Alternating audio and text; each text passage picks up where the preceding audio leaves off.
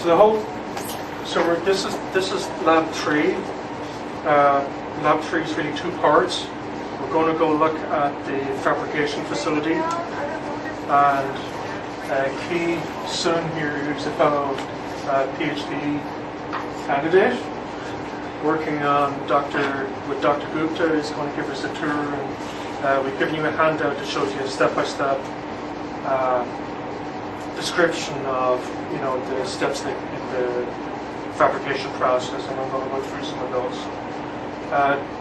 That's really the first part. It's going to be fairly quick. We only have an hour and 15 minutes. An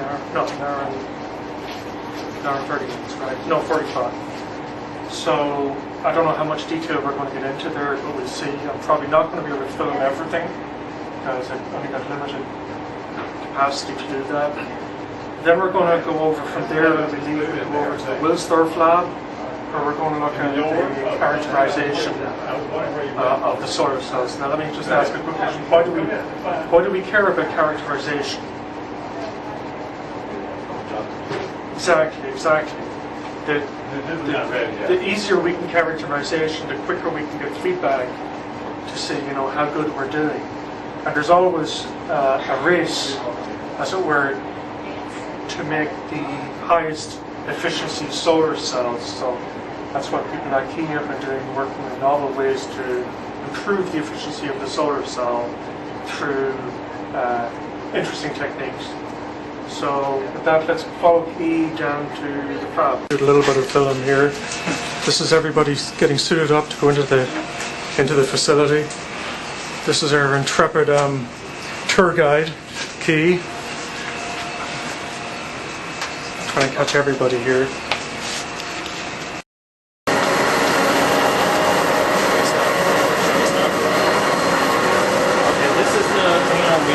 Fabricate the solar cell and the photovoltaic and other microelectronics. We have lots of facilities here, like the bright machine and the polymer, and that is the photovoltaic room, and there are some metal deposition instruments inside. And the first step of fabrication of solar cell is the cleaning of the wafer. Because the wafer you purchase from the company has a lot of organics and metal particles on the wafer surface. Those impurities will diffuse into the silicon, and that will degrade the performance of the device. So first step is to remove those organic and metal contaminants. So we do a chemical cleaning. We can do a chemical cleaning in this chemical bench, and that involves a lot of acid and a lot of alkaline chemicals. So it's a lengthy process, so I won't show you the whole process. Okay, the second step is the emitter formation using the SOD, so spin-on open. So basically, solar cell is just nothing but a PN junction. So you start from a P-type wafer, you will form an N-type, N-plus type of emitter to form a PN junction. So in industry, usually people form the N-plus emitter by gas phase doping. They put the wafer into the furnace and heat the wafer at a high temperature, and they blow a special kind of gas which has a phosphorus in the gas. Then at the high temperature, those phosphorus will diffuse into the silicon wafer and form the N-plus emitter. So, but we don't have those facilities. So instead, we use a special kind of chemicals called spin-on dopant. That's a sol-gel solution which has a phosphorus in the solutions. Then we spin coat on the surface of the wafer, then heat the wafer at high temperature, and the phosphorus in the spin-on dopant will diffuse into the silicon and form the N-plus emitter. So I'm going to show you how to do that. Let's go to the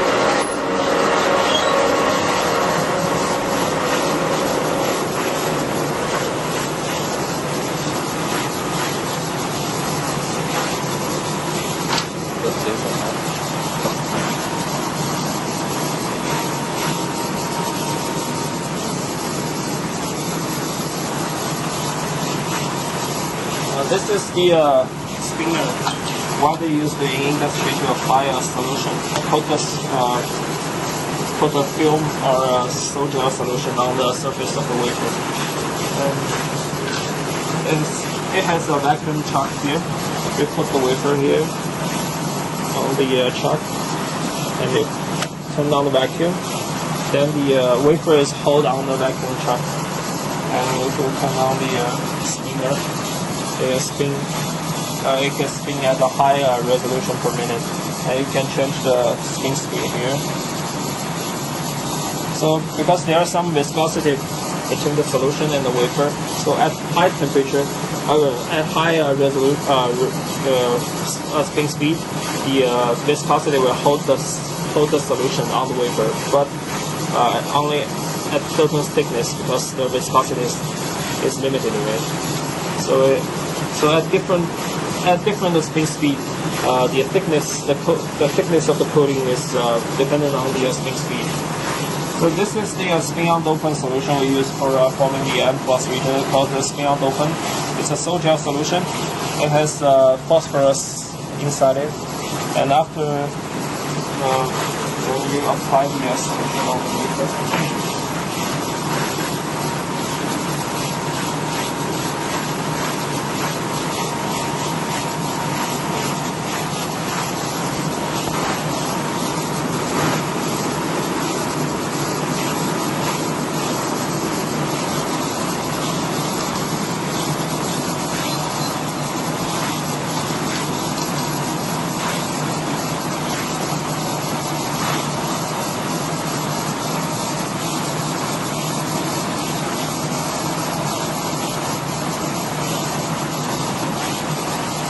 Is there any particular magic for how long you spin? usually the time is not doesn't affect it too much. Only the spin speed affects. So usually the thickness is proportional to 1/v square. V is the spin speed. After you finish coating, you turn off the vacuum.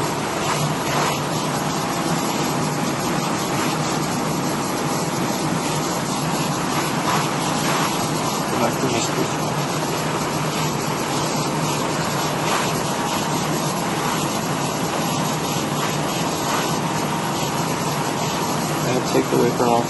You can see there's a thin coating on top of it, but it's not obvious.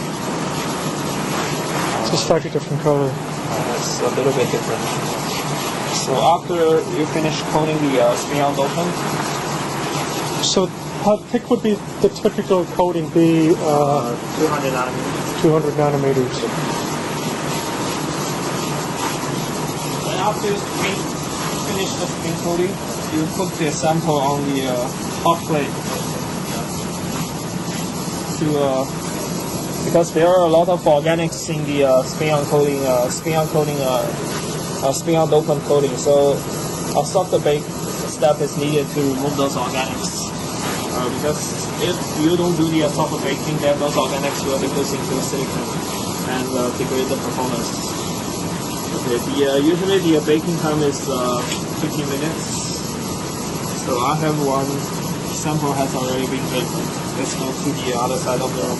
Wow, it's just like the TV shows where they reach over and open up the oven and there's a pie already made.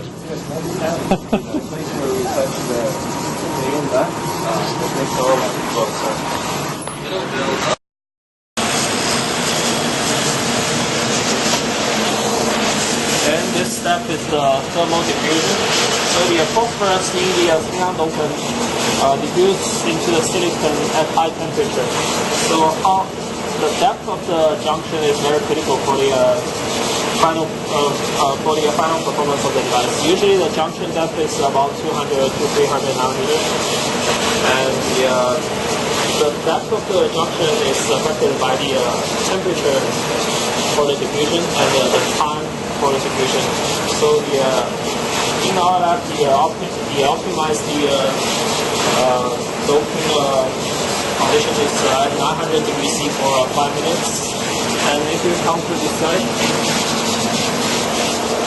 you can see this is the furnace we use for thermal diffusion. It's very hot. I have already set the temperature at 900 degrees C. You can see it's hot. And then I will put the sample into the furnace.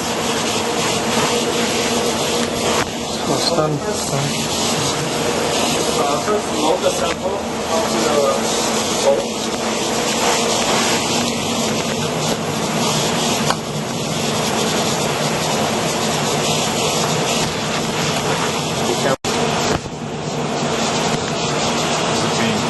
That's black? That's yeah. But that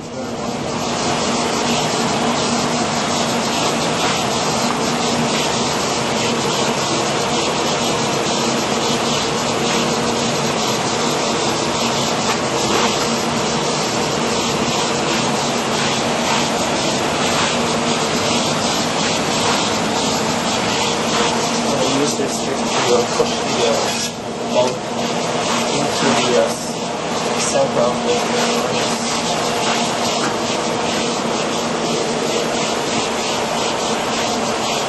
oh shit.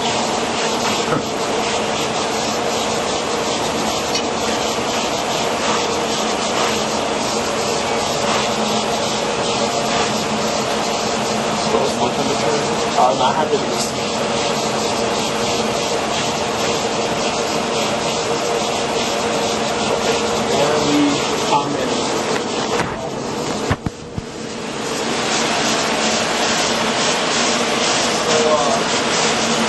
After this thermal diffusion, the next step will be because there are some SOD residual after doping, so we usually remove those SOD residuals. Those SOD residuals are usually silicon dioxide, so we can remove the residuals using hydrofluoric acid. Then after that, we clean the surface again because there are still some contaminants left after the thermal diffusion. So after that, next step is the surface passivation and the anti-reflection coating. Because there are some recombination sites on the surface. If you don't passivate the surface very well, then the photogenerated carrier will recombine at the surface. So that will degrade the performance. So we need to passivate the ground surface. Usually people do is first grow a thermally grow a layer of silicon dioxide on top of the silicon surface. People also use this furnace, but now for doping, the flow gas is nitrogen in order to avoid the oxidation. But for surface passivation, people flow oxygen to grow thermal oxide on the silicon surface. Then after the silicon dioxide, the surface passivation, then people deposit a layer of silicon nitride on top of the silicon dioxide to act as an anti-reflection coating. Because the more the light the device absorbs, the higher the performance the device will have. So we should lower the optical reflection on the ground surface. So usually people deposit a 70 nanometer silicon nitride on top of the surface to reduce the reflection. So we use this ECE machine to deposit the silicon dioxide, silicon nitride. So this is the sample of the silicon nitride deposition. You can see the color becomes really dark. That means the reflection is really low, right? Blue.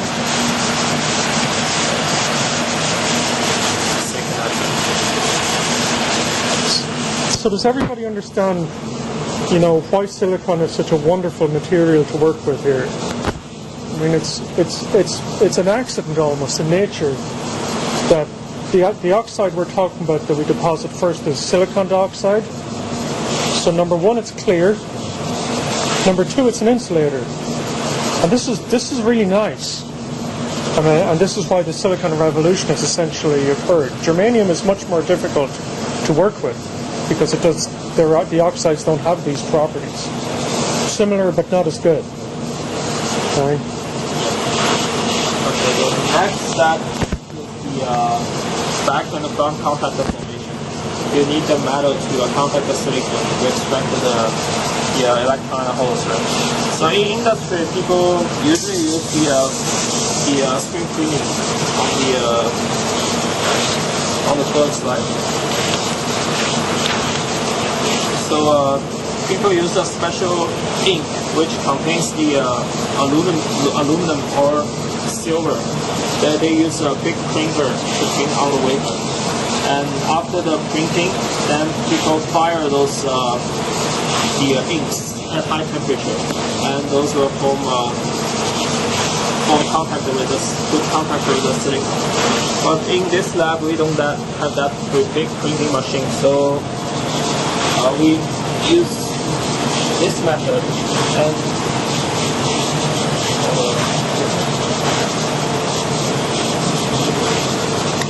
And this is the silicon wafer,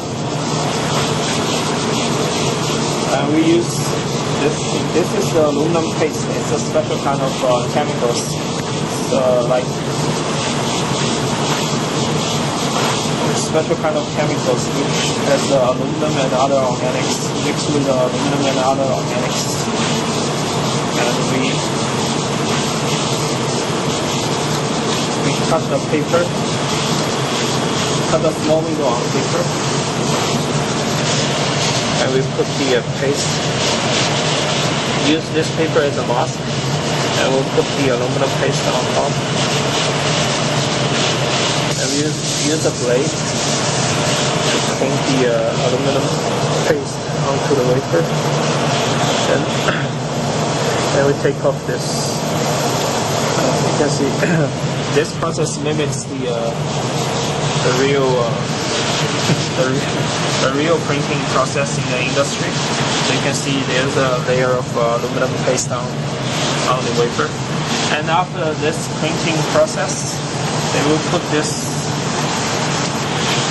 We put this wafer at high temperature to first remove the organics in the aluminum paste, and also the aluminum will diffuse into the silicon and form the back surface field. That is the BSF on the slide. This aluminum BSF. That's the aluminum back surface field. That will reduce the recombination at the back surface. How do you make the front side? For the front side, there are two. In industry, people use a special kind of mask cut into the finger-like pattern, and they also use a silver paste to print the silver paste through those masks, and similar like the back contact. And they also fire at high temperature, 800 degrees. But in our lab, we also can cut such masks, but we choose to use the photolithography. We coat the photoresist on top of the silicon wafer, and use this mask and expose the photoresist using this mask. And in the area where the photoresist is exposed, those can be chemical reactions that happen. Then in those areas, the photoresist becomes soft and can be removed by in the developer. And after open those areas, we deposit the contacts in the EV evaporator.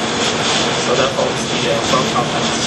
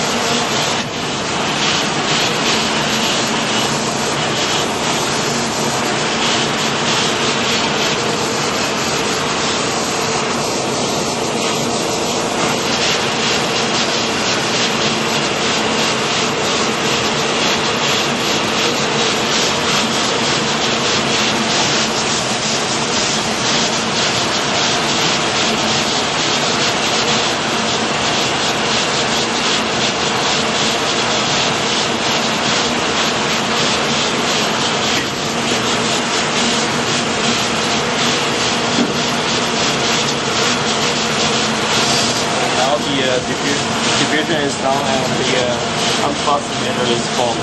Then we can remove the top layer in diluted hydrofluoric acid.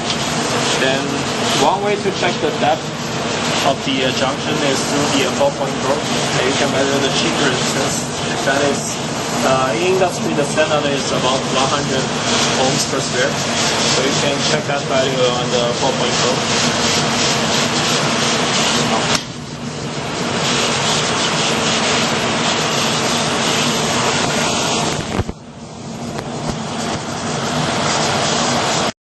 It's going. Okay, so the first, and I think the most common characterization method you see when you look at solar cells is everybody shows the IV curves. And, you know, these are the same IV curves that you see when you're discussing a diode. After all, a silicon solar cell is nothing but a diode. So we use the same methods to characterize it. The only difference between characterizing a PN junction diode and a silicon solar cell is the addition of some light. So I've got a light source here. In the perfect ideal world, like we have here, another setup here, we would have a calibrated light source where we know where one sun amount of light is set up.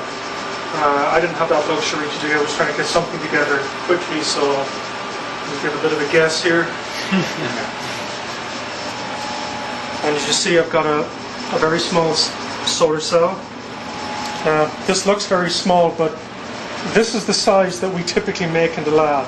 We make it wide because it's approximately 1 centimeter square, and therefore all the units work out, right? It's also, you know, we're doing a lot of experiments. Silicon is expensive, so you can learn just as much with a 1 centimeter square solar cell as you can learn from a 1 square meter solar cell. Never seen a 1 square meter solar cell, but anyway. Big fabrication facilities for that one. Yeah, well, typically how this, what you have is a solar module is about 1 square meter, and that's normally comprised of about 16 or 30 individual solar cells that'll be about so big, and then they're wired together, put on a backplane, and some encapsulant poured over them like EMS, and then a glass on the front to keep it, because they're quite, you know, this thing is quite fragile. If I drop that piece of silicon, even though it's that small, it will most likely shatter. Right? And I have done that on occasion with a very, you know, I spent a lot of time and effort working on a solar cell, putting some anti-reflection coating on top, and I slip and down it goes, little pieces. So let's look at the software setup we got.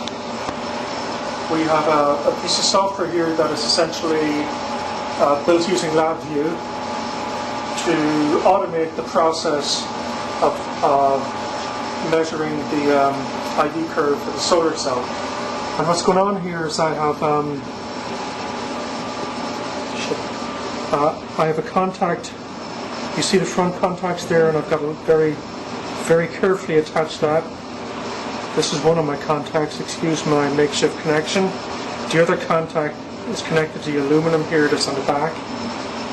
And this is going into my measurement system here. And I've got this particular device is called a source meter. It's essentially a very expensive multimeter with also the ability to be a current source. And that's what we use to do this, and we drive it from the Lab3 software. So to do this, we click measure, and we get an IV curve. Now, has Dr. Gupta gone over the solar cell parts in the class yet? He hasn't talked about it yet. But normally you talk about the fill factor is a very important parameter, and the short circuit current. So efficiency, jump in anytime if you do anything else here, but these are really the important parameters. And for instance, you should be able to calculate the fill factor from the short circuit current and the open circuit voltage, right? So just so as you guys know, I'm not cheating. Looking at our the currents there. I'll turn the light down. And see it change it dramatically.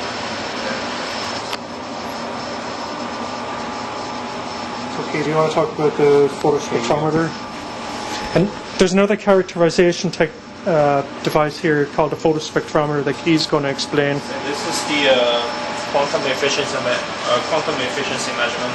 So if the photon of different wavelength is absorbed at different depth in the device, so the shorter wavelength is absorbed more close to the ground surface, and the longer wavelength photons are absorbed more in the deep, in the bulk of the silicon. So the depth info, the QE measurement can give you the information of which part of the device is good and which part of the device is a problem.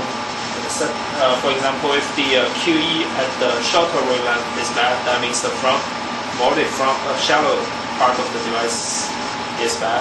If the QE is low at the longer wavelength, that means the bulk part of the silicon is bad. Right? That can give you the information of the depth of the device. So this is the white light source. It has a broad spectrum from 300 nanometer to 1100 nanometer wavelength. And this light source comes into the spectrometer. This is nothing but a monochrommeter. There's two gratings to pick up a certain wavelength, a single wavelength. And the single wavelength light comes out from this slit. And this light is incident on the device. We put the device on this stage and use the same probe to measure the output current. And the QE measurement is nothing but it measures the short circuit current at different wavelength. So you can see there's this spectrometer is controlled by this software. It's called, it changes the outcome light wavelength of the outcome light. If we put the 532, you can see the color of the light, it becomes green. And if you go to 633, then it becomes the red. So it measures the short circuit current at different wavelengths. And if we go to 48, that should be blue. Okay. So the system just measures the short circuit current at different wavelengths. How is it filtering the white light to the specific wavelength? Is it like a Bragg grating or? Yeah, it's a Bragg grating. It's somewhere on booths, 1200 booths per centimeter. So there's like a small mechanical thing in there shifting? It's rotating. Do you have any questions?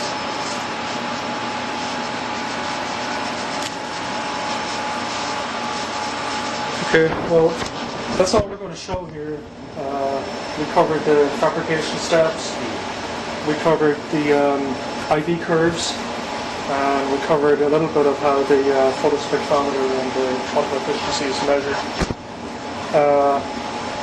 I'll send out an email.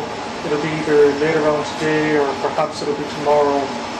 Probably expect from the lab. It's going to be just a short 2-page write-up as usual. Perhaps I'll include some pictures of this if I get time to take them. Maybe I won't. But really, all I'm expecting for is just a very brief write-up. The grading is going to be like the labs normally are. If you turn something in, it'll be fine. You know? Okay. Anybody got any questions for me? There's definitely class on Thursday and he's reviewing the exam, right? He's going to review the class on Thursday, and what I'm going to do is I'll do the same as before, where I'll be proctoring the exam here at UVA, and I'll also start the video so people can ask questions online. And what I may do is send out the test ahead of time and just have a password on it, and I'll put the password up on a slide so everybody can see the password and unlock the PDF file. That seemed to work for everybody before, except for those that didn't decide to join in.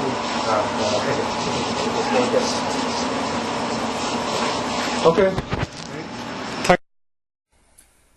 So let me give a quick summary of what we've seen in the lab.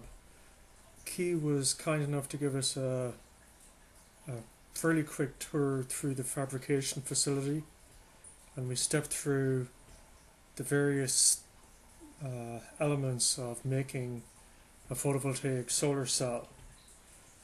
That was really the first part, and then the second part we went over and we got a quick tour of the characterization lab, and we looked through really the two steps that we looked at. There was the characterization using IV curves, and then we also got a very quick look at how the photospectrometer worked, and we seen that you could select various colors of light and use that then to measure the spectral efficiency.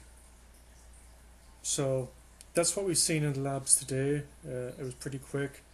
The lab reports are due next Thursday. That really ends my part of this process. It's been a lot of fun setting up these labs. I hope everybody got something out of it, and want to wish everybody good luck in the finals.